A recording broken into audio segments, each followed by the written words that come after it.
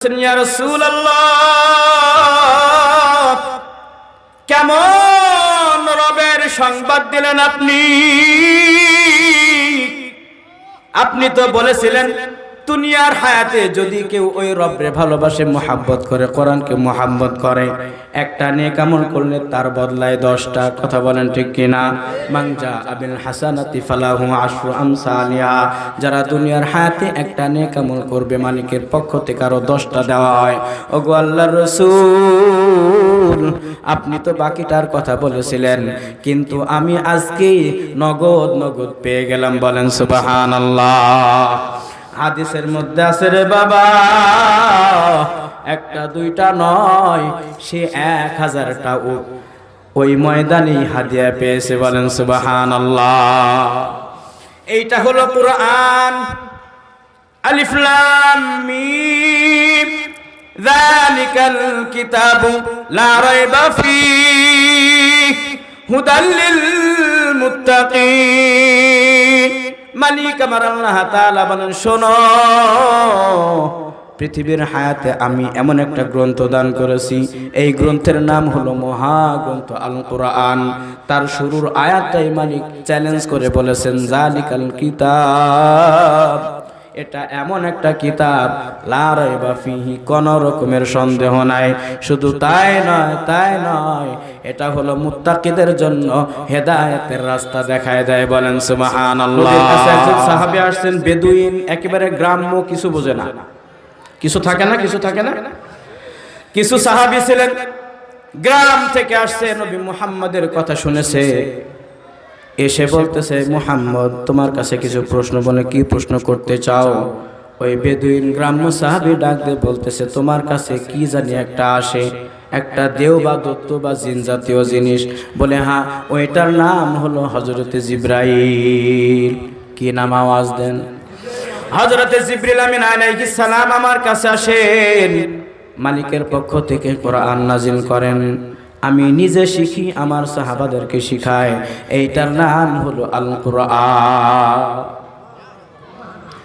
এই কোরআনুল কারীমের যেই সূরাগুলি নাজিল হয়েছে, ওই সাহাবী ডাক দিয়ে বলতেছে, ইয়া রাসূলুল্লাহ, আপনি যেগুলি শিখছেন, আপনারে শিখাইছে, একটু শিখাইতে পারবেন?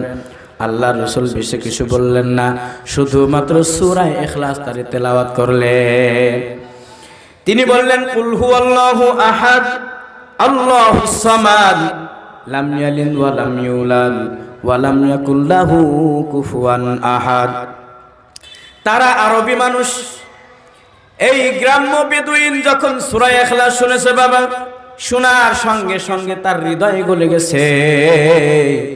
সূরা ইখলাসের মধ্যে আলোচনা হলো আল্লাহ হলো এক, কুল হুয়াল্লাহু আহাদ, আল্লাহ এক, আল্লাহুস সামাদ, তিনি বেনিয়াজ, কারো মুখাপেক্ষী নয়, লাম ইয়ালিদ ওয়া লাম ইউলাদ, তিনি কারো কাছে জন্ম নেন নাই, তিনি কাউকে জন্ম দেয় নাই, ওয়া লাম ইয়াকুল লাহু কুফুয়ান আহাদ, আর আসমান ও জমিনের ভিতরে আল্লাহর সমকক্ষ আর কেউ না।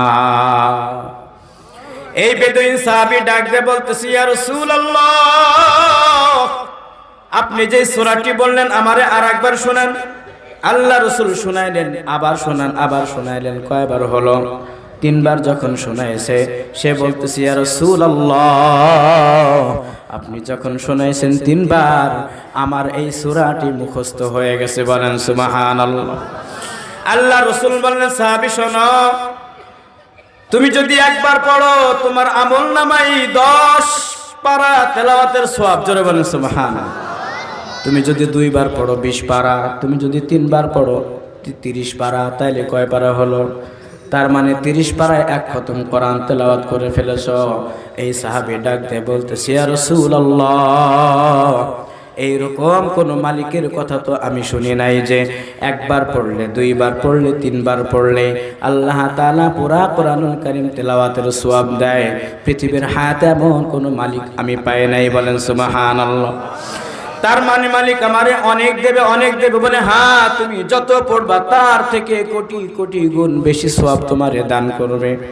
এইবার এই সাহাবী ডাক দিয়ে বলতেছে, ইয়া রাসূলুল্লাহ, আমি আপনার ওই রব আল্লাহর প্রতি ঈমান আনলাম, বিশ্বাস করলাম, এখন থেকে ওই রবের ইবাদত করব। বলেন সুবহানাল্লাহ। ওই মজলিসে একজন সাহাবী বসা ছিলেন যার নাম হলো আব্দুর রহমান ইবনে আউফ। কারণ ওই সময় সাহাবীদের সংখ্যা ছিল কম, মুসলমানের সংখ্যা ছিল কম। যখন কেউ মুসলমান হইতো মুসলমানরা খুব খুশি হয়ে যাইতেন, সাহাবীরা খুশি হয়ে যাইতেন। আব্দুর রহমান ইবনে আউফ ডাক দিয়ে বলতেছে, ইয়া রাসূলুল্লাহ, ইয়া হাবিবাল্লাহ, আপনার এই যে গ্রামের একজন সাহাবী ইসলাম গ্রহণ করলো, কোরআনকে ভালোবাসলো, কোরআনের মুহাব্বত করলো, কোরআনুল কারীমের সূরা মুখস্থ করলো, আমি চাই আমার বাড়িতে একটা উটনি আছে, আমি আপনার এই সাহাবীকে ওই উটনিটা দান করব। বলেন সুবহানাল্লাহ। আব্দুর রহমান ইবনে আউফ বাড়িতে চলে গেলেন। যাওয়ার পরে বিবিকে ডাক দিয়ে বলতেছে, বিবি, আল্লাহ রাসূলের দরবারে একজন গ্রাম্য বেদুইন মূর্খ একজন লোক আসছে, আর কোরআনকে ভালোবাসছে, কোরআনের প্রতি তার মুহাব্বত দেখেছি। আমি আসছি শুধুমাত্র বাড়িতে, আমার বাড়িতে শুধু একটা উটনি আছে, এই উটনিটা আমি তারে দান করব। আর তৎকালীন জামানার মুসলমান যেমন ছিল, সাহাবী যেমন ছিল, তাদের ওয়াইফ, তাদের বিবিও ছিলেন তেমন ইমানদার। বলেন সুবহানাল্লাহ। বিবি ডাক দিয়ে বলতেছে, প্রাণের স্বামী, যান যান যান, আপনি নিয়ে যান, এই উটনি আপনি তারে দান করে দেন। হযরত আব্দুর রহমান ইবনে আউফ চলে গেলেন উটনিটার রশি ধরে, নবীজিকে যে বলতেছে, ইয়া রাসূলুল্লাহ, ইয়া হাবিবাল্লাহ, এই বেদুইন গ্রাম্য সাহাবী যেহেতু আপনারে ভালোবাসছে, কোরআনকে মুহাব্বত করেছে, আমি তার জন্য উটনিটা দান করে দিলাম। বেশিক্ষণ দেরি হয় নাই বাবা, বেশিক্ষণ দেরি হয় নাই, এখনো মজমা ভাঙে নাই। সমস্ত সাহাবা আছেন, মালিকের পক্ষ থেকে জিবরিল আমিন আলাইহিস সালাম এসে সংবাদ দিলেন, ইয়া রাসূলুল্লাহ, ইয়া হাবিবাল্লাহ, আপনার প্রিয় সাহাবী হযরতে আব্দুর রহমান ইবনে আউফ, সে যে আপনার বেদুইন গ্রাম্য সাহাবীকে ভালোবেসে মুহাব্বত করে, তার কোরআনের প্রতি আকৃষ্ট হওয়া দেখে একটা উটনি দান করেছেন। মালিকের পক্ষ থেকে জান্নাত থেকে তারে ৭৯টা উট দান করা হয়েছে। বলেন সুবহানাল্লাহ। এই বলেন তো আব্দুর রহমান ইবনে আউফ কয়টা উটনি দান করেছে? এই আওয়াজ দিয়ে বলেন কয়টা? কয়টা? বিনিময়ে মালিক আমার আল্লাহ তাআলা সংবাদ দিলেন, আব্দুর রহমান ইবনে আউফ, তুমি কোরআনওয়ালাকে ভালোবেসে, কোরআনওয়ালাকে মুহাব্বত করে একটা উটনি দান করেছো, যাও, আমি তোমার আমলনামায় একটা নয়, দুইটা নয়, আমি ৭৯টা উটনি তোমার আমলনামায় লিখে দিলাম। বলেন সুবহানাল্লাহ। আল্লাহ রাসূল ঘোষণা করলেন, কেউ যাবা না শোনো, আব্দুর রহমান ইবনে আউফ সে একটা উটনি দান করেছে, মালিকের পক্ষ থেকে এই নগদ সুসংবাদ আসলো, একটা উটনি দান করার কারণে মালিক তার ৭৯টি উট দান করেছে। আমরা তো শুধু সুবহানাল্লাহ বলে ক্ষান্ত, কথা বলে, আমরা শুধু এতটুকু পারি ইনশাআল্লাহ, হয় সুবহানাল্লাহ, আলহামদুলিল্লাহ। কিন্তু সাহাবারা কেমন ছিলেন বাবা? তারা কেমন ছিলেন? শুধু এতটুকু শুনছে বাবা, ভালো করে বোঝেন, শুধু এতটুকু শুনছেন, আব্দুর রহমান ইবনে আউফ একটা উটনি দান করার কারণে ৭৯টি উট সে পেয়ে গেছে। সমস্ত সাহাবা এক দৌড়ে বাড়িতে চলে গেছে। বাড়িতে যাওয়ার পরে যার কাছে যতটা উট ছিল সকলেই তাদের উটগুলি এনে ওই নতুন সাহাবীকে দান করলো। বলেন সুবহানাল্লাহ। এই বেদুইন সাহাবী ডাক দিয়ে বলতেছেন, ইয়া রাসূলুল্লাহ, কেমন রবের সংবাদ দিলেন আপনি? আপনি তো বলেছিলেন দুনিয়ার হায়াতে যদি কেউ ওই রবের ভালোবাসে, মুহাব্বত করে, কোরআনকে মুহাব্বত করে, একটা নেক আমল করলে তার বদলায় 10টা। কথা বলেন ঠিক কিনা? মানজা আবিল হাসানাতি ফালাহু আশরু আমসালিহা, যারা দুনিয়ার হায়াতে একটা নেক আমল করবে মালিকের পক্ষ থেকে আরো 10টা দেওয়া হয়। ওগো আল্লাহর রাসূল, আপনি তো বাকিটার কথা বলেছিলেন, কিন্তু আমি আজকে নগদ নগদ পেয়ে গেলাম। বলেন সুবহানাল্লাহ।